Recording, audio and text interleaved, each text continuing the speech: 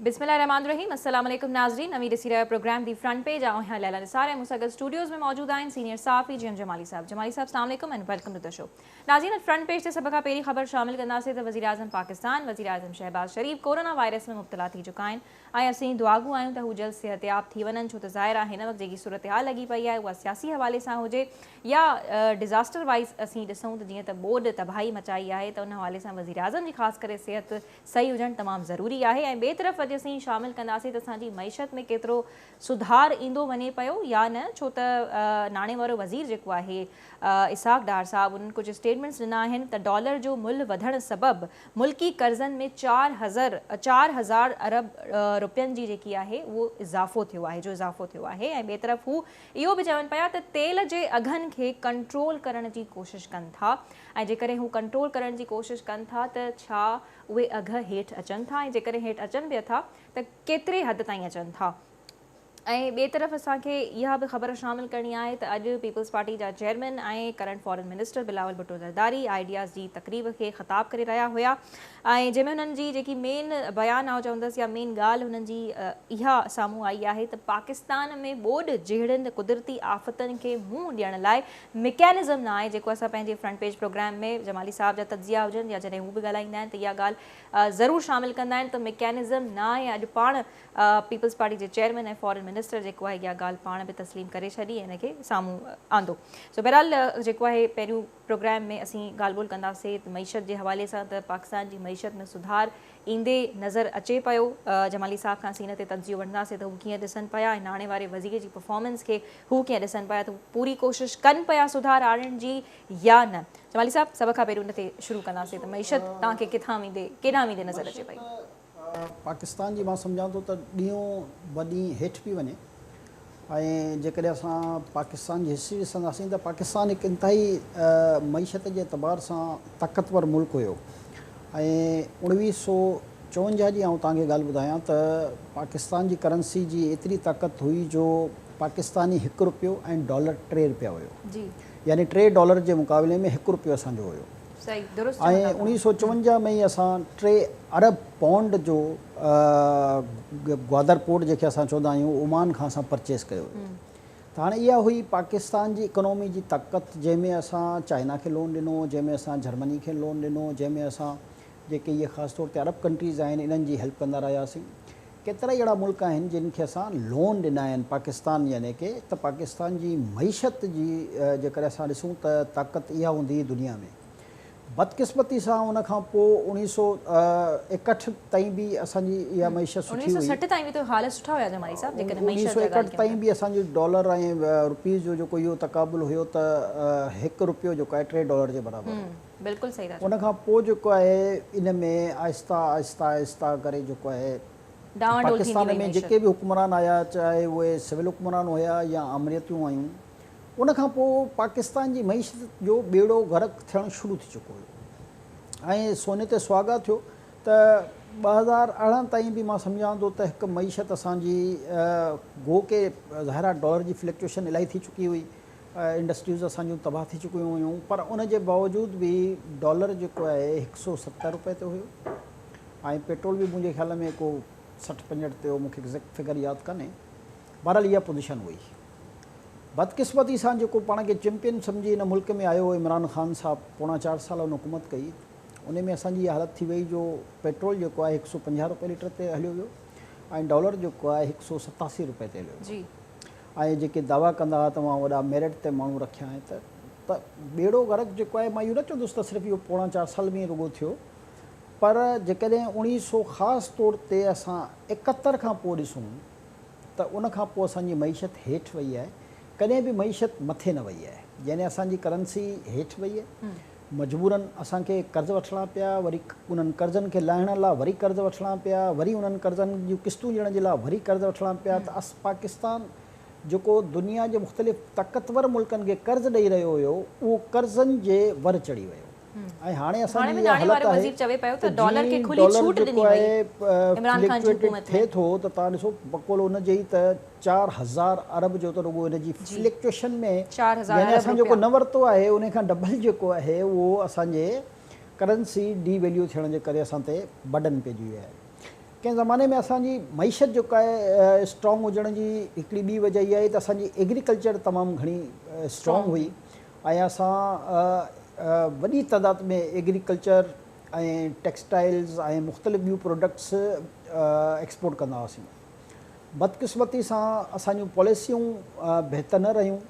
उन जा ज़िमेदार सभु आहिनि, चाहे उहे जमहूरी सूरत में आया या अमरीत जी सूरत में आया, जेके बि हुक्मरान रहिया उन्हनि सभिनी मां सम्झां थो त पंहिंजी कोताहियुनि जे करे, पंहिंजी नाअहलियुनि जे करे, पंहिंजी कन्फर्टेशन जे करे, मां नथो चवां त कंहिंजी बि का हिन में बदनीयती हूंदी या कंहिं ॼाणी वणी इहो कयो हूंदो, पर कोताहियूं कमियूं ॾिसो जॾहिं तव्हां कंहिं ना तजुर्बेकार माण्हू खे ज़ाहिर मुल्क जो वहिंवार हलाइण लाइ ॾींदा त हू पंहिंजी सोच जे मुताबिक़ ई कमु कंदो न। अच्छा, तेल अघनि जे लाइ बि नाणे वारो वज़ीर चवे पियो त हू घटि करण जी कोशिशि कनि पिया।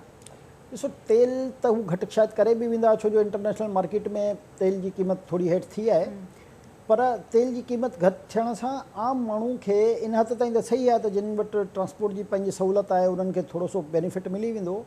मसइलो आहे जेके आम खाइण पीअण जूं शयूं आहिनि, जेको ॾिसो असां हमेशह ॾिसंदा आहियूं त मेजॉरिटी खे कंहिं शइ मां फ़ाइदो थींदो। सही आहे। मेजॉरिटी खे सिर्फ़ु इन ई सूरत में फ़ाइदो थींदो त इहे बिजली जा बिल घटि थियनि, गैस जा बिल घटि थियनि, पेट्रोल घटि, जेके खाइण पीअण जूं ख़ासि तौर ते शयूं आहिनि उन्हनि में घटिताई अचे न।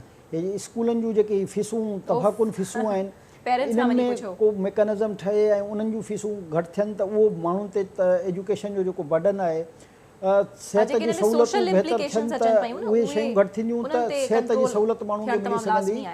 त असल में पेट्रोल जे यूज़ जो बि ॾिसो हिकिड़ो तबिको आहे, उहो तबिको पेट्रोल यूज़ करे थो। जेके असांजा करोड़े माण्हू आहिनि उन्हनि वटि त इहा ट्रांसपोर्ट जी फैसिलिटी कान्हे, त उन्हनि जे लाइ पेट्रोल जो अघु मथे वियो या हेठि वियो उन्हनि खे फ़र्क़ु कान पियो। असां बेसिकली इहो ई था चऊं त उहो ई जीअं अॼु ख़ैर बिलावल भुट्टे साहब पाण चई छॾियो त मैकेनिज़म न हुजण जे करे इहे मसइला आहिनि। इहो ई मसइलो आहे त हिते पॉलिसियुनि में तसलसुल कान्हे, गुड गवर्नेंस कान्हे, कंहिं बि क़िस्म जी कंहिं बि फील्ड में। यानी कि चलो इहो त कुदरती आफ़तनि जी ॻाल्हि थी, पर महांगाई ते कंट्रोल करण जो छा को मैकेनिज़म आहे? कंहिंखे कुझु नज़र अचे थो त के ज़िलई कमेटियूं, के तालुका कमेटियूं, के डिस्ट्रिक्ट एडमिनिस्ट्रेशन्स, कंहिं बि फील्ड में तव्हां वञो त तव्हांखे प्रॉपर मैकेनिज़म जेको सरकारी सतह ते हुजणु घुरिजे उहो नज़र न अची रहियो आहे न। त हाणे उन जे लाइ इहो ई आहे त इहे कमज़ोरियूं कोताहियूं इहो न आहे त इहे अॼु जूं आहिनि या सुभाणे जूं आहिनि। ज़ाहिर आहे इन जो हिकिड़ो जेको तसलसल पॉलिसीज़ में हुजणु घुरिजे आहे, उहो तसलसल जेको आहे ख़तमु थी चुको आहे। हिकिड़ो जेको बहितर इंतिज़ाम हूंदो हुयो, जंहिंखे असां डिस्ट्रिक्ट मैनेजमेंट चवंदा हुआसीं, ग्रुप जंहिंखे असां चवंदा हुआसीं, उहो मुशर्रफ साहब ख़तमु कयो। 2001 में चलो DCO सिस्टम तव्हां खणी आया, त जॾहिं उहो DCO सिस्टम हेतिरा 7-8 साल तव्हां हलायो त पोइ उनखे वरी डिसकंटिन्यू न करणु घुरिजे आहे। ॾिसो, को बि निज़ाम जेसिताणी तव्हां हलणु न ॾींदा प्रॉपर तरीक़े सां, कोई बि निज़ाम में तव्हां साल 2 साल 4 सालनि में थोरी का तब्दीली था करे सघो। कंहिं बि निज़ाम खे मुस्तक़िल बुनियादनि ताईं जेसिताणी न हलणु ॾींदा त तेसिताणी जेको आहे तव्हां तरक़ी करे ई नथा सघो न। ज़मीनी ग्राउंड जे मुताबिक़ पॉसिबिलिटी कान्हे। हाणे हिते मुसीबत इहा आहे न, हिक खे ॿियो निज़ाम नथो वणे, ॿिए खे टियों निज़ाम नथो वणे, त वरी हुन में चेंजिंग थी वञे। जॾहिं निज़ाम चेंज थो थी वञे त उहे जेके पुराणियूं जेके पॉलिसीज़ आहिनि ऐं पुराणा जेके उन पॉलिसीज़ सां मुतलिक़ दस्तावेज़ आहिनि उहे ख़तमु था थी वञनि, वरी नया दस्तावेज़ नयूं पॉलिसी थियणु शुरू थी वञनि। त उन ग़ैर तसलसल हुजण जे करे मां सम्झां थो त गवर्नेंस बि मुतासिर थिए थी, ऐं जेको अवाम सफ़र करे रहियो आहे उनजो बि मां सम्झां थो त घणे हद ताईं उन में उहो रोल आहे जेको पॉलिसियूं मुस्तक़िल बुनियादनि ते न हुजण जे करे उन में निज़ाम में तब्दीलियुनि जे करे जेका आहे पैदा थिया आहिनि। ऐं जमाली साहब, बिलावल भुट्टो ज़रदारी जेका इहा ॻाल्हि कई आहे मैकेनिज़म वारी, न ते अञा असां वधीक ॻाल्हाईंदासीं, पर हिन खां अॻु में हिकु ॿी ख़बर असांखे प्रोग्राम में शामिलु करणी आहे त मकानी चूंडुनि जो वॾो शोर हली रहियो आहे। त ॿिए मरहलो जेको आहे मकानी चूंडुनि जो, त सिंध हुकूमत चवे पई त अञा ई इलेक्शन्स जेको आहे डिले थियनि, मकानी चूंडूं डिले थियनि, ऐं वरी हुननि जेको आहे दरख़्वास्त दायर कराई आहे त 90 ॾींहंनि जे लाइ मुलतवी थियनि ही मकानी चूंडूं। जॾहिं त चीफ इलेक्शन कमिश्नर इहो चवे पियो त जेकॾहिं तव्हां सिक्योरिटी या नफ़री फ़राहम नथा करे सघो, सिंध हुकूमत जेकॾहिं नथी करे सघे त हू पंजाब मां नफ़री तलब करे वठंदा। त सिंध हुकूमत ॿोॾ जो रीज़न ॾेई रही आहे त छा, ऐं ॿियो ॿियनि सियासी पार्टीज़ जी जेकॾहिं ॻाल्हि कयूं त हू सख़्तु मुखालिफ़त इन शइ जी करे रहियूं आहिनि। हू बि चवनि पियूं त फ़ौरन सां मकानी चूंडूं थियनि। तव्हां इन समूरी सूरत हाल खे कीअं ॾिसो पिया? मकानी चूंडूं त ज़ाहिर थियणु घुरिजनि आहे वक़्त ते, असां उहो नथा चऊं त उहो छो ॿ टे दफ़ा ऑलरेडी मुलतवी थियण जी दरख़्वास्त दायर करे चुका आहिनि, पर हाणे वरी उचनि था। इहे जेके डिले थियूं इहे त ज़ाहिर आहे हिन हुकूमत खां अॻु में डिले थियूं, यानी इमरान ख़ान जी हुकूमत में डिले थियूं, कुझु जॻहनि ते थी बि वियूं ऐं कुझु जॻहनि ते बहरहाल सेकेंड फेसिस हुआ उहे न थी सघिया। पर मसइलो उहो ई आहे त हिन वक़्तु जेकी सिंध जी हालत आहे, ॾिसो ॻाल्हि त जेकी आहे उहा प्रॉपर सची करणु घुरिजे त सिंध में लखें करोड़े माण्हू बेयारो मददगार आहिनि, उन्हनि जी रिहेबिलिटेशन आहे। हाणे इम्पोर्टेंस जेको आहे उन्हनि जी रिहेबिलिटेशन आहे या इहे चूंडूं आहे। अच्छा, चूंडियूं जेकॾहिं थी बि वियूं त भला छा थींदो? न, पर मसलो तव्हांखे छा नज़र पियो अचे त सिक्योरिटी प्रोवाइड न पई करे सघे सिंध हुकूमत या वोट वारो जेको रीज़न दिए पई? जेके कराइबा आहिनि, हाणे मसइलो आहे न, इलेक्शन किथे थींदा आहिनि? इलेक्शन थींदा आहिनि स्कूलनि में, अक्सीरियत जेको आहे हुन में स्कूल कॉलेज या ॿियो मरहलो त हैदराबाद तो अचे, हुन में कराची शामिल आहे, ठीकु आहे न। हाणे उहे जेके आहिनि उते काफ़ी हद ताईं अञा ताईं मुतासिर आहिनि स्कूलनि में ऐं कॉलेजनि जेके स्पेसिस हिननि वटि अवेलेबल हुया। हाणे उन्हनि खे अञा काफ़ी हद ताईं हिननि शायदि वापसि पंहिंजे इलाइक़नि में विया आहिनि, पर अञा बि काफ़ी हद ताईं मौजूदु आहिनि। हुकूमत जी जेकी मशीनरी आहे हिन में मसइलो रुॻो इहो न आहे त जेकॾहिं उहे ख़ाली बि थी चुका आहिनि, त जेकी हुकूमत जी मशीनरी आहे जेको हिकिड़ो उन कम में लॻी पई आहे रिहेबिलिटेशन वारे में, तव्हां उन मशीनरी खे कढी करे वरी हिन इलेक्शन में लॻाईंदा त यानी हो सभु रुली विया जेके हेतिरा लखे करोड़े माण्हू आहिनि। अच्छा, त हाणे इहो हिकिड़ो सम्झण जी ॻाल्हि आहे त भला 2 सालनि खां बि त डिले थियनि पिया न। यानी ज़रूरी न, पर मुख़्तलिफ़ सियासी जमातूं ॾिसो न हिकिड़े पेश थिया आहिनि, हू मुसलसिल इन शइ जी मुखालिफ़त कनि पियूं। पंहिंजी सियासत तव्हां ॿाहिरि निकिरंदव ॾिसंदव त बिलबोर्ड्स लॻा पिया आहिनि इन शइ जा त मकानी चूंडूं करायो करायो, ऐं इहो तासुर ॾिनो पियो वञे त सिंध हुकूमत जेको आहे ॼाणी वाणी डिले पियो कराए। ॾिसो सिंध हुकूमत त करे थी, त ॾिठो वञे त वाकई में अंडरस्टैंडेबल आहे ॻाल्हि आहे। प्रॉपर रीज़न आहे त हिन वक़्तु माण्हुनि जूं ज़मीनूं तबाह बर्बाद लॻी पियूं आहिनि, असांजो फ्यूचर में एग्रीकल्चर जी मुसीबत लॻी पई आहे, असांजा जेको आहे माण्हुनि खे रिहेबिलिटेट करण वारी मशीनरी खे तव्हां डाइवर्ट कंदा। त मां त सिर्फ़ु एतिरो चवणु थो चाहियां त जेकॾहिं चलो थी बि विया भला इलेक्शन, त कहिड़ो छा थी वेंदो? यानी उन जेके नुमाइंदा ईंदा उहे कहिड़े उन्हनि में छा सुरखाब जा पर लॻल हूंदा जो फ़ौरन अची मसइलनि खे हल कंदा।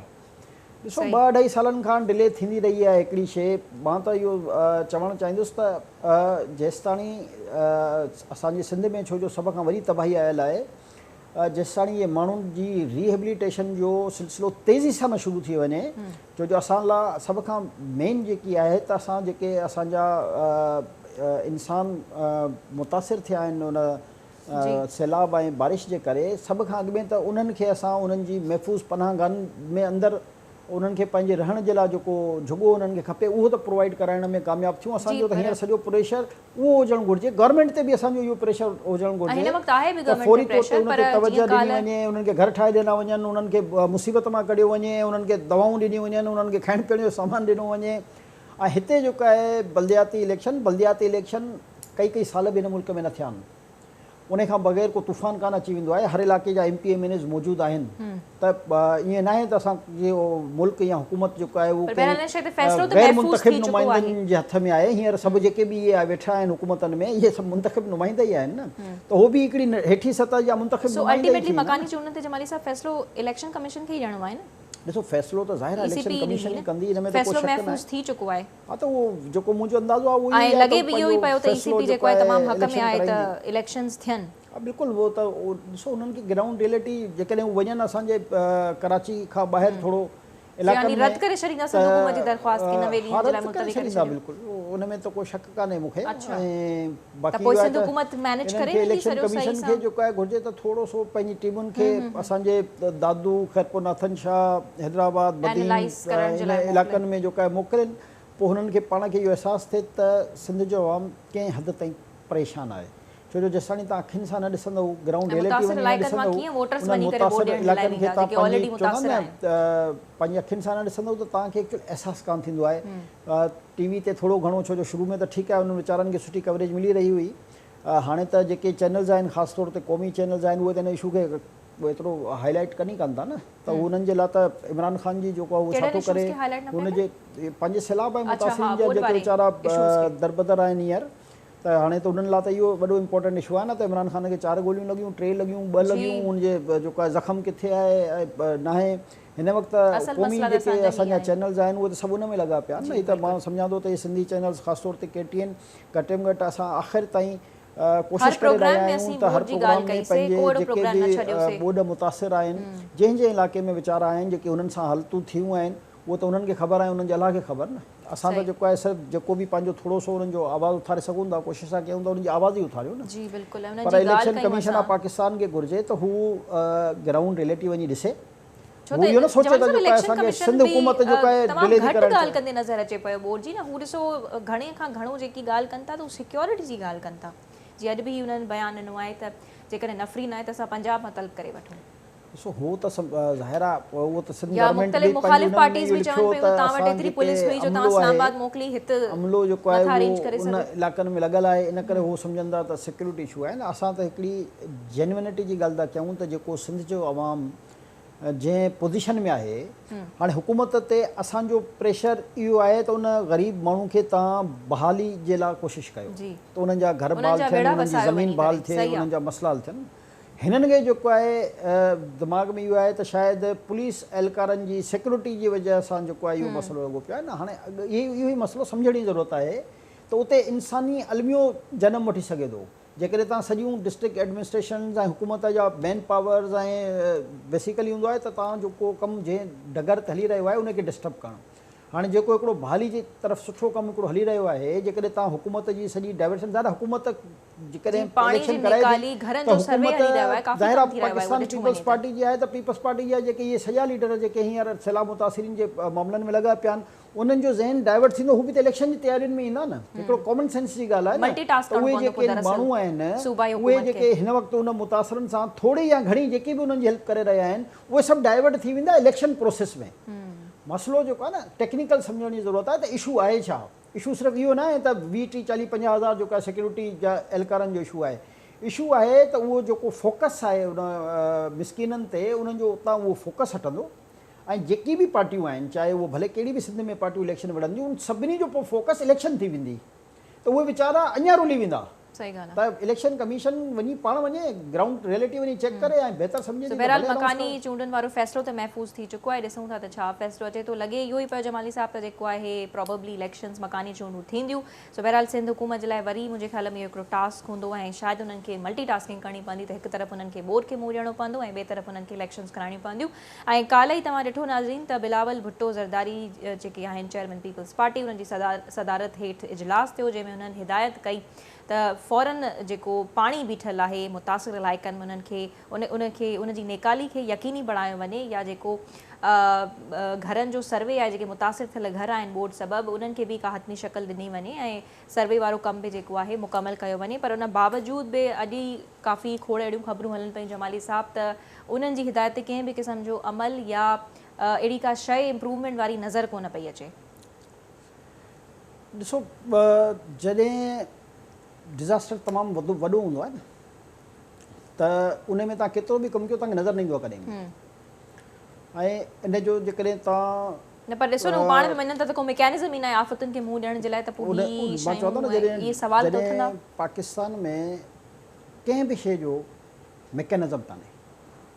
हर हुकूमत वक़्ती तौर ते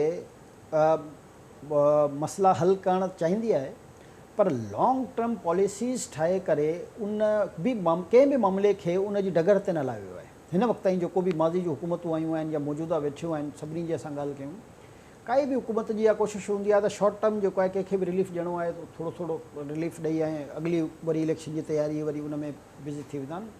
पाकिस्तान त छा दुनिया जो कोई बि मुल्क लॉन्ग टर्म पॉलिसीज़ खां बग़ैर सर्वाइव नथो करे सघे ऐं असांजी तरक़ी थी नथी सघे जेसिताईं तव्हांजूं पॉलिसीज़ जेके आहिनि उहे लॉन्ग टर्म हुजनि।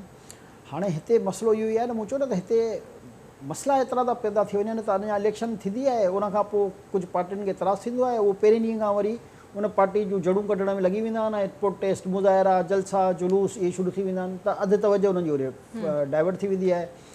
वरी मां सम्झां थो त पाकिस्तान में गुज़िरियल कुझु सालनि खां मुस्तक़िल बारिशूं ऐं सैलाब ऐं कुझु इलाइक़नि में तव्हां ॾिठो त ज़िलज़िले जा बि इशू आया। वेठे वेठे तव्हां ॾिसो त किन फैक्ट्रियुनि में बाहियूं थी लॻी वञनि, वेठे वेठे ॾिसो त कुझु ॻुठनि में बाहियूं थी लॻी वञनि। मगर ज़ाहिर आहे इहो बि मां सम्झां थो त इम्तिहान आहे पाकिस्तान जे अवाम ते त मुख़्तलिफ़ मसइलनि खां असां निकिरी कान सघिया आहियूं जो असां चवंदा न अञा ताईं असां रूटिन जे मसइलनि खां न निकिता आहियूं त असां तरक़ी छा हासिलु कंदासीं। यानी अञा ताईं दुनिया चंड ते पहुची वई आहे ऐं असां सोचूं था त इहो साफ़ु पाणी कीअं मिलंदो, इहो सेवरेज जो निज़ाम कीअं सही थींदो, इहो कचिरो कीअं खॼिबो, असांजे ॿारनि खे तालीम कीअं सही मिलंदी, असांखे हॉस्पिटल में सिहत जी सहूलियत कीअं मिलंदी। हाणे मसइलो इहो आहे न त असां वटि जेको आहे दुनिया मां चवंदा न किथां खां किथे पहुची वई। जेके मुल्क असां खां बाद में आज़ादु थिया आहिनि, जेके मुल्क असां खां बाद में जिन मुल्कनि खे असां सपोर्ट कंदा रहिया आहियूं, उहा मिसाल आहे त यूएई खे असां ॾेखारियोसीं त एयरपोर्ट छा थींदो आहे ऐं जहाज़ जेको आहिनि उहे कीअं निभाइनि। अॼु उहो यूएई किथे आहे ऐं असां किथे आहियूं। अहिड़े तरीक़े सां असांजी बदकिस्मती सियासतदान ऐं ज़ाहिर एस्टेब्लिशमेंट। अच्छा ॾिसो इन में को हिकिड़ो त गुनहगार नथो थी सघे न। त असांजे मुल्क में इस्टेब्लिशमेंट सियासत खे त पनपजण ई कान ॾिनो न। हर दफ़े जेको आहे हे अॼुकल्ह छो मसइलो आहे, मसइलो इहो आहे त 30 सालनि खां इस्टेब्लिशमेंट हिकिड़ो ई कमु करे रही हुई त पीपल्स पार्टी वारा चोर, नून लीग वारा चोर, कॾहिं हुननि जे कॾहिं हुननि ते केस ठहनि, कॾहिं हुननि ते केस ठहनि। उन जे ई चकर में हुननि इहो हिकिड़ो क्रिएट कयो पंहिंजो स्टेचू जंहिंखे इमरान ख़ान, उन जेको आहे अची अञा ॿेड़ो गरक करे छॾियो। छो जो हू त पंहिंजो पाण खे अकुल उकुल पिया सम्झनि न, त बसि हीउ ईंदो त अलाए छा थी वेंदो। छो जो हुनजी ॻाल्हियूं त उहे आहिनि न अट्रेक्टिव ॻाल्हियूं, जेका अॼुकल्ह बि आम यूथ जेको आहे काफ़ी मुतासिर आहे।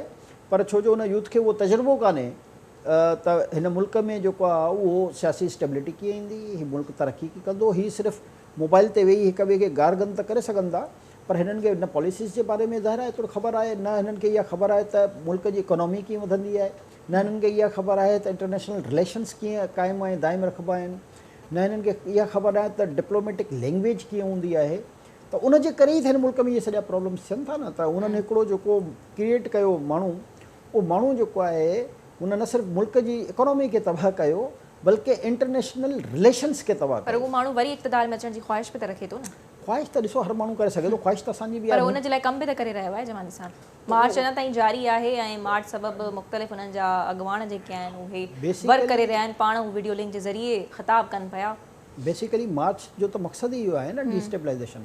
ॾिसो पाकिस्तान में पहिरियों बि त इहे ॿियूं हुकूमतूं हुयूं न, कॾहिं बि ईअं कान थींदो आहे त तव्हां कंटिन्यूअसली 6 महीननि ॿियां तव्हांजी हुकूमत खे हटाए करे 6 महीननि ताईं तव्हां रुॻो मुस्तक़िल जेको आहे जलसनि जुलूसनि रैलियुनि मुज़ाहिरनि में रहिया हो। त मक़सदु इहो ई आहे न त पाकिस्तान कंहिं तरीक़े सां स्टेबल न थी वञे, पाकिस्तान जी इकोनॉमी जेको आहे ग्रूम न करे वञे, पाकिस्तान में जेको डॉलर जी एॾी फ्लक्चुएशन आई आहे उहो कहीं हेठि न अची वञे। या हू चवनि पिया त सिर्फ़ु मक़सदु जेको आहे शयूं इहे फिक्स करे सघनि पिया, इकोनॉमी हुजे या इकोनॉमी में अगरि डॉलर जे मुल्क खे घटाइण जी ॻाल्हि हुजे, हू सम्झनि पिया त हुननि वटि सॉल्यूशंस आहिनि। न हुननि वटि त सोल्यूशन ई कान हो न, हुननि वटि सोल्यूशन हुजे त 170 रुपए खां 187 रुपए ताईं रहिया न। IMF वग़ैरह खां या पंहिंजे ॿियनि मुल्कनि खां को ख़ौफ़ या ड्रिॾ ई कोन रखनि पिया। ऐं हीअ जेको आहे आया आहिनि हुकूमत में त हीअ त ड्रिॾी वेही रहिया आहिनि, IMF जी पॉलिसीज़ ते वर्क करणु चाहिनि पिया। इहो जेको IMF सां पाकिस्तान खे तबाह बर्बाद करण वारो जेको IMF सां मुआहिदो आहे उहो त इमरान ख़ान ई कयो आहे न, हिननि त अची कान कयो आहे, हिननि त हुनखे कंटिन्यू कयो आहे, उन में बि काफ़ी शयुनि में हिननि रिआयत वरिती आहे। त मसइलो इहो ई आहे न त हू हुननि जो कोल ऐं फेल कॾहिं बि हिकु जहिड़ो कान रहियो ऐं हुन में हमेशह तज़ाद रहियो। IMF खां कर्ज़ु वठंदासीं त ख़ुदकुशियूं कंदासीं, पर IMF खां सभ खां पाकिस्तान जी तारीख़ जो ख़तरनाक मुआहिदो इमरान ख़ान ई कयो। त हिननि जो जेको आहे ज़ाहिर आहे जो चवणु कुझु ॿियो हूंदो आहे, प्रैक्टिकली कदम हिननि जा ॿिया हूंदा हुया। मां त सम्झां थो जेकॾहिं हिननि वटि को सोल्यूशन हुजे हा त आम फैम जी ॻाल्हि आहे न त 170 रुपए जो डॉलर 187 रुपए जो। पर हिन वक़्तु सोल्यूशन जी जेकॾहिं ॻाल्हि कयूं जमाली साहब, त आवाम हिन मौजूदा हुकूमत जी तरफ़ निहारे रहियो आहे न त हू कंहिं सोल्यूशन सां अचनि। जीअं तव्हां ॾिसो त महांगाई आसमान थी छुए पई, माण्हू खोड़ सारियूं शयूं आहिनि पंहिंजूं ज़रूरतूं पूरियूं न पिया करे सघनि। त इहे मसइला, इहे जेके ख़राबु मुआशी हालतुनि जे करे माण्हुनि जी आम ज़िंदगी ते असरु पवनि था, उन्हनि खे बि त हिननि खे ॾिसणु खपे न। इहा ज़ाहिर आहे कंहिं बि हुकूमत जी बुनियादी ज़िमेदारी आहे ऐं मौजूदा हुकूमत तव्हांखे वर्क कंदे नज़र अचनि पिया। हाणे त ख़ैर बोर्ड बि अची वई आहे, बोर्ड जे करे ज़िमेदारी आहे त आवाम जा जेके दौरा लॻनि था उते हुन जी ॻाल्हि कनि पिया, हल करे। बसि ॾिसो हिन वक़्तु जेकी मुल्क जी सिचुएशन आहे ख़ासि तौर ते इकोनॉमी जी, ऐं उन जे करे जेको बि असांखे फ्यूचर जो ख़तरो जेकॾहिं थोरो घणो पाकिस्तान खे थींदो बि त उहो थींदो ई उन सूरत में जो असांजी इकोनॉमी जेको आहे उहो डिस्टेबलाइज़ थींदी। ऐं इमरान ख़ान जो पूरो फोकस इहो ई आहे त कंहिं तरीक़े सां इकोनॉमी ग्रो न करे। अच्छा, हाणे इहा त ज़ाहिर आहे पोइ हुकूमत जी हिकमत अमली हुजणु घुरिजे त उनजी जेकी बि इहा प्लानिंग आहे उनखे नाकाम बणाए ऐं जेके हू मुज़ाहिरा या जलसा जुलूस करे रहियो आहे उहो हिकु तरफ़ रखी करे पंहिंजो फोकस जेको आहे उन जे जलसे जुलूसनि खे मॉनिटर करण बजाए तव्हां पंहिंजे कम ते फोकस कयो न, त तव्हां पंहिंजी एग्रीकल्चर जा माण्हुनि खे इंसेंटिव ॾियो, एग्रीकल्चर असांजी ग्रूम कंदी त तव्हांजी इकोनॉमी ऑटोमेटिक ग्रूम कंदी। हाणे मसइलो इहो आहे त हिते छो जो फोकस मूंचो त हुकूमत जो जेको आहे उहो इमरान ख़ान ते लॻल आहे, हुनजो इहो उन पंहिंजे उहो मक़सद में त कामयाबी आहे न, त सॼे पाकिस्तान जा चाहे मीडिया हाउसिस आहिनि या हुकूमत आहे या एस्टेब्लिशमेंट आहे, सभु जेके आहिनि उन्हनि जो फोकस हिन वक़्तु इमरान ख़ान आहे। यानी मुल्क जी तरक़ी, मुल्क जी मईशत, मुल्क जे इदारनि ते नज़र रखणु, महांगाई खे कंट्रोल करणु, आवाम खे बुनियादी सहूलियतूं ॾियणु, रोड रस्ता सही करणु, पाणी जी फ्राहमी, सेवरेज जो निज़ाम, इन तरफ़ कंहिंजी तवजह ई कान्हे। अस्पतालुनि जी हालत रोज़ जी बुनियाद ते अख़्तर थी वञे, अस्पताल स्कूलनि में असांजे मुनासिब एजुकेशन कान्हे ॿारनि जे लाइ, ऐं असां लॻा पिया आहियूं त इमरान ख़ान जेको आहे अॼु भला फलाणी जॻह ते मुज़ाहिरो हुयो, अॼु हुन में हेतिरा माण्हू हुया ऐं हेतिरा न हुया, अच्छा अॼु इमरान ख़ान यू टर्न वठी छॾियो, अॼु हुन चई छॾियो, बसि इहे ई ॻाल्हियूं हलनि पियूं।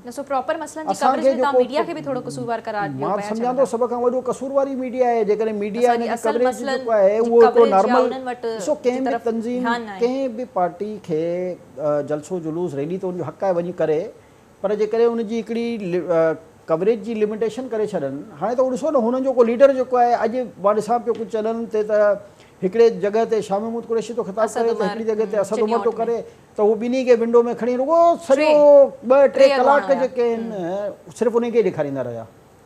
हाणे हिननि खे मीडिया हाउस जे मालिकनि खे इहो शर्म कान थो अचे त हिते करोड़े माण्हू मुतासिर आहिनि, करोड़े माण्हू घरनि खां बेघर आहिनि, करोड़े माण्हुनि जी एग्रीकल्चर जेको आहे असांजी तबाह बर्बाद लॻी पई आहे। हिते हज़ारे स्कूलनि में जेको आहे फैसिलिटी कान्हे, जेके सरकारी अस्पताल आहिनि उते दवाऊं कान्हनि, उते मसइला मुसीबतूं लॻी पियूं आहिनि आम ग़रीब माण्हुनि जे लाइ, उहो न ॾेखारींदा। रुॻो हिननि खे जेको आहे, छो जो उन्हनि खे बहरहाल उन मूंखे लॻे थो फॉरेन फंडिंग में उन्हनि खे बि के शेयर्स मिलियल आहिनि, रुॻो हर वक़्तु फोकस जेको आहे उन्हनि जो त इमरान ख़ान जो जलसो आहे, जुलूस आहे, या हो छा थो ॻाल्हाए या हो छा नथो ॻाल्हाए। भाई तव्हां मुल्क जे ॿियनि मसइलनि ते बि खणी अचो, हुकूमत जूं उन ते तवजहूं ॾियारियो, जेके मुसीबत में घिरियल माण्हू आहिनि उन्हनि खे कवरेज ॾियो, इंसानियत खे कवरेज ॾियो।